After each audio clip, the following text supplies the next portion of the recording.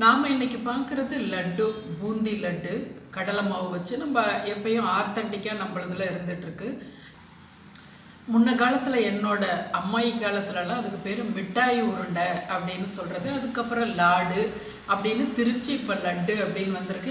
இந்த லட்டு நல்ல நாள் பெரிய நாளில் நம்ம சாப்பிட்றதுக்கும் சாதாரண நாட்களில் நம்ம செய்து வச்சு சாப்பிட்றதுக்கும் ரொம்ப ரொம்ப பிரியர்கள், நேயர்கள் இந்த லட்டுக்கான இருக்காங்க. பிள்ளையார் கையில் பார்த்துருப்பீங்க, ஒரு கையில் நல்ல பெரிய லட்டுவாக ஒன்று வச்சுருப்பாரு. இந்த விநாயகர் சதுர்த்தி அன்னைக்கு உங்களுக்கு என்ன பிரார்த்தனை இருக்கோ அதை நீங்கள் விநாயகர்கிட்ட வேண்டிக்கிறது. அது அடுத்த வருடத்துக்குள்ளே அது சக்ஸஸ் ஆயிரும், நீங்கள் வேண்டுனது உங்கள் கர்மாப்படி. அப்போ நீங்கள் சக்ஸஸ் ஆன பிறகு நீங்கள் ஒரே லட்டுவாக அடுத்த விநாயகர் சதுர்த்திக்கு ஒரே லட்டுவாக செய்து நீங்கள் அந்த கொலக்கட்டை வச்சு நீங்கள் படைப்பீங்க இல்லையா? இல்லை கொலக்கட்டை வைக்கல, உங்களுக்கு தெரியாது, அது பழக்கம் இல்லைன்னாலும் கூட அந்த உங்களுக்கு சக்ஸஸ் ஆன உடனே ஒரே லட்டுவாக வச்சு அந்த விநாயகர் சதுர்த்தி அன்னைக்கு நீங்கள் படைச்சி வரும் பொழுது அது ஒரு நன்றி செலுத்துகிற விழாவாக அது அமையும். இது எதுக்கெல்லாம் நாம் இந்த லட்டு விநாயகர் சதுர்த்திக்கு வைக்கிறதாக நாம் வேண்டிக்கிறது அப்படின்னா, எதுக்கு வேணாலும் குழந்தைங்க நல்லா படிக்கிறதுக்கு, இல்லை ஒரு பயிற்சி டிஎன்பிஎஸ்சி எழுதுகிறாங்க அதில் பாஸ் ஆகிறதுக்கு, கல்யாணம் ஆகிறதுக்கு, குழந்தை பேர் உண்டாகிறதுக்கு, உங்களுக்கு நோய் நொடிகள் தீர்றதுக்கு, எதுக்கு வேணாலும் நீங்கள் விநாயகர் சதுர்த்தி அன்னைக்கு வேண்டிக்கிறது. உங்களுக்கு அந்த விஷயம் சக்ஸஸ் ஆனோன்னு பொறுத்திருந்து அது ஒரு வருடத்துக்குள்ளேயே உங்களுக்கு நீங்கள் வேண்டுனது கிடைக்கும். அப்போ அடுத்த விநாயகர் சதுர்த்தியில் லட்டுவை வச்சு படைக்கிறது விநாயகருக்கு. இது ஒரு அற்புதமான பிரார்த்தனை.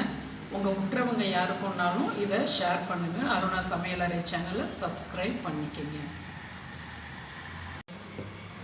200 கிராம் பிடிக்கக்கூடிய அந்த ஒரு கப்பில் 1 கப் கடலை மாவு. இது நல்லா ஒரு உருண்டை, பெரிய உருண்டையாக செய்யலாம். சின்னதாக போட்டோம்னா 15 வரும் லட்டு. அதே 1 கப் சர்க்கரை கோபுரமாக, 1/2 கப் தண்ணி போட்டுக்கிறோம். இதுதான் சர்க்கரை மூழ்க பதங்கிறது. இதுதான் 1/2 கப் போட்டிங்கன்னா சர்க்கரை மிதக்க இருக்கும். இதை ஃபஸ்ட்டு பார்க்குறோம், ஒரு பிசு பிசுன்னு இருக்குது, இதை தாண்டணும். இது குலோப் ஜாமுன் பதம். அடுத்தது தான் இப்படி ஒரு கம்பி, அதில் உங்கள் கண்ணுக்கு தெரியணும் இப்படி. இதுதான் பதம். இப்போ நம்ம சுவிட்ச் ஆஃப் பண்ணி கீழே எடுத்துகிட்டு வேணுன்னா ஃபுட் கலர் சேர்த்துக்கலாம், கொஞ்சம் சிகப்பாக இருக்கிறது போல். நான் சும்மா ஒரு துளி போட்டிருக்கேன், இன்னும் கொஞ்சம் கூட போட்டிங்கன்னா கொஞ்சம் ரெட்டிஷ்ஷாக இருக்கும். ஏலக்காய் பொடி இந்த சிரப்பில், கொஞ்சமாக பச்சை கற்பூரம், ஒரு மிளகு சைஸ் இதில் போட்டுக்கிறோம். நல்லா கலந்து கொடுத்துட்றோம். இப்போ எண்ணெயை காய வச்சுட்டு இப்போ மாவை கலந்துக்கலாம். 1 கப் மாவு எடுத்தோம் இல்லையா, 1 கப் தண்ணியை அளந்து எடுத்துக்குங்க. 1/2 கப் முதல்ல போட்டு நல்லா விஸ்கால் இப்படி கிளாக் வைஸில் சுற்றி விடுங்க. நல்லா ஈஸியாக கரைஞ்சி கொடுத்துரும் மாவு. இப்போ பாருங்கள், ஒரு டீஸ்பூன் தண்ணி தான் மிச்சம் இருக்குது. ஒரு பங்கு மாவுக்கு 90% தண்ணி இழுத்துரும். இந்த கன்சிஸ்டன்சி எடுத்து ஊற்றும்போது இப்படி இருக்குது.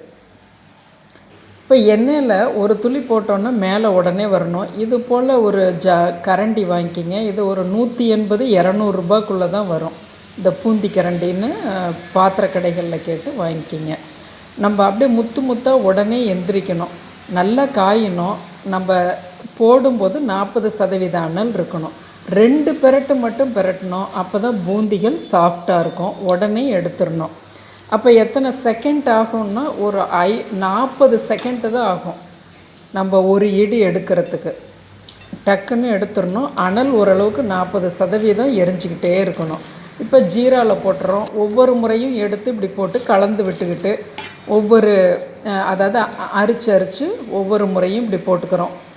கொஞ்சம் உங்களுக்கு சவடையாக வந்ததுன்னா 1 டீஸ்பூன் மாவு கலந்து திரும்பவும் போட்டிங்கன்னா நல்லா குண்டு குண்டாக முத்து முத்தாக வரும்.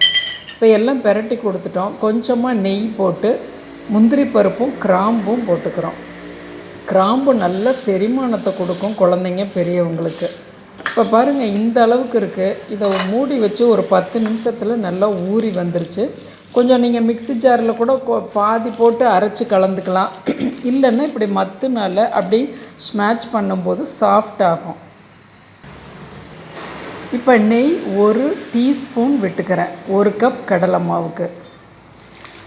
இப்போ முந்திரியும் நீங்கள் இந்த இடத்துல கிஸ்மிஸ் கூட வறுத்து போட்டுக்கலாம், அது உங்கள் இஷ்டம். இப்போ பாருங்கள், ஒரே லட்டுவாக செய்கிறோம் இல்லையா, இப்படி எடுத்து நல்லா கைகளால் நல்லா அமுத்தி அமுத்தி அப்படி உருட்டினீங்க, நெய்வேத்திய லட்டு ரெடி ஆயிடுச்சு. இந்த அளவுக்கு நார்மல் லட்டு பிடிச்சிங்கன்னா 15 லட்டுகள் பிடிக்கலாம். அளவுகள் இங்கேயே பின் பண்ணி விட்றேன், பார்த்துக்குங்க.